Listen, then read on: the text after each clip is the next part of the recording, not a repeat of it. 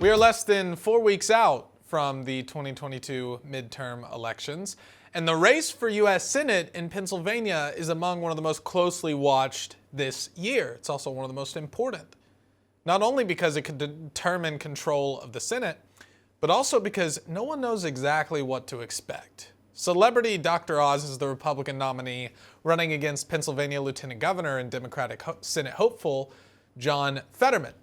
Both of the candidates have questionable pasts. Oz has a history of supporting abortion, transgenderism. Meanwhile, Fetterman has a history of being pro-drug and pro-criminal in general, which he has denied. He has voted to release several criminals convicted for murder from prison. He opposes life sentences without parole. He's tried to walk that back during his past campaign, but we have the receipts. Fetterman also endorsed Larry Krasner, Philadelphia's DA, whose woke policies are largely to blame for the surge in crime in the city. And on top of that, Fetterman has repeatedly declared his support for decriminalizing all drugs in general, to use his words. In 2018, he even said he supports opening taxpayer-funded safe injection sites. Now, fast forward to today, as the race tightens, Fetterman is just all of a sudden denying all of this. He's, oh, what? No, I never said that. I don't actually support that. You know, those things that I spent years advocating for. So unless Oz is in a wolf in sheep's clothing and has denounced his leftist tendencies, Pennsylvanians are stuck with the lesser of two evils, pretty much by definition. But we'll stick with Fetterman. Here's a video of him from this week saying he's never advocated for all drugs to be decriminalized.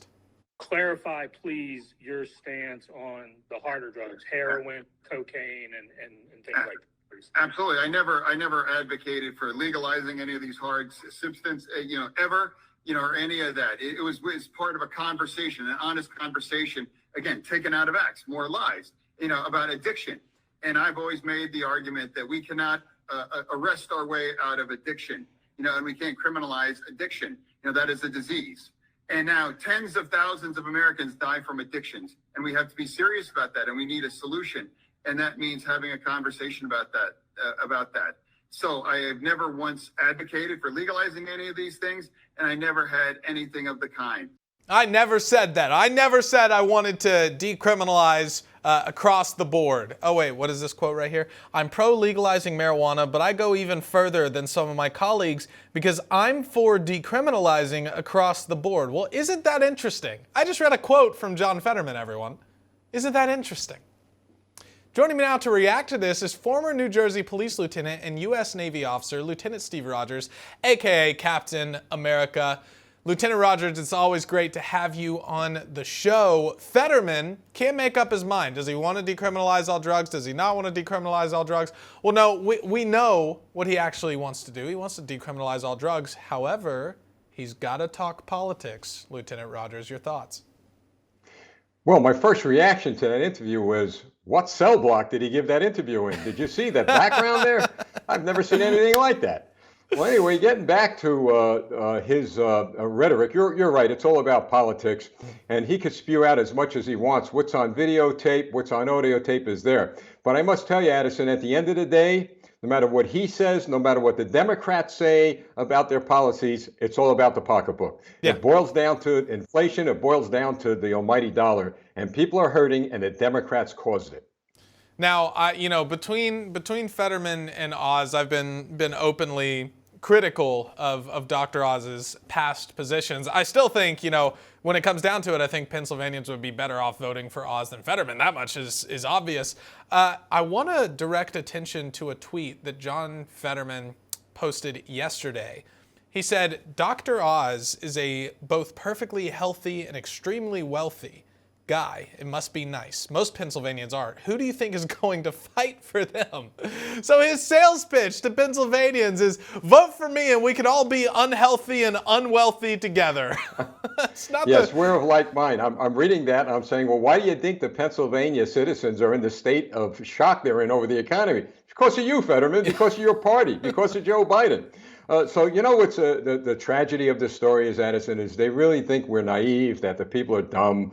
The people get it, they understand it. And like you, I'm somewhat concerned about Dr. Oz myself, but we have a choice. Either we get half a pie, three-quarters of the pie, or no pie at all. So I say go for the guy that at least will give you a seat at the table. And we need a seat at the table. Yeah, well, and you know, it's better to have a seat at the table of someone who's fully there, fully with it. I've called John Fetterman what you get when you put Joe Biden and Bernie Sanders in a blender together, because he's got the silly, stupid policies of Bernie Sanders and the senile mentality, this not mentally with it, of Joe Biden. Because, you know, he had a stroke, and that's a terrible thing. I'm not mocking him for having a stroke. That's obviously tragic, but he just shouldn't be running for office. His stroke has clearly affected him. You can see him. He can't give a speech longer than 5-10 minutes, and even during that 5 and 10 minutes, he's always stuttering and bumbling and saying things that don't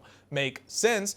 He's even said in this article here from The Guardian that his stroke has changed everything about his life. It's changed everything for him. He's not fit for office, and he's practically saying, yeah, you know, it makes everything a lot harder. Well, why should we vote for that? Well, you know, Edison, you're right. And it's sad that the handlers, that the party, that the relatives aren't stepping up. And I've had this conversation with a lot of people about Joe Biden's wife. I mean, look, I feel sorry for the guy. His politics is certainly something that is not good for America. But as you said, he's got some mental health challenges. Obviously, Fetterman does. But the sad part of this story is, why haven't the handlers say enough's enough? Let's not abuse them more. I really think this is some sort of abuse for political reasons, because frankly, they don't care about the health of these individuals. They just care about convincing the American people that they need to win. And I predict this, that if in the event that any of these guys win, and I don't think they will, they're not going to be staying in office long, because that's when the party's going to take them out and look to replace them with somebody more healthy. Yeah, I absolutely agree. Before we go, Lieutenant Rogers, one more thing that I want to talk about. This is from an op-ed from the Washington Post. We'll put this up on the board.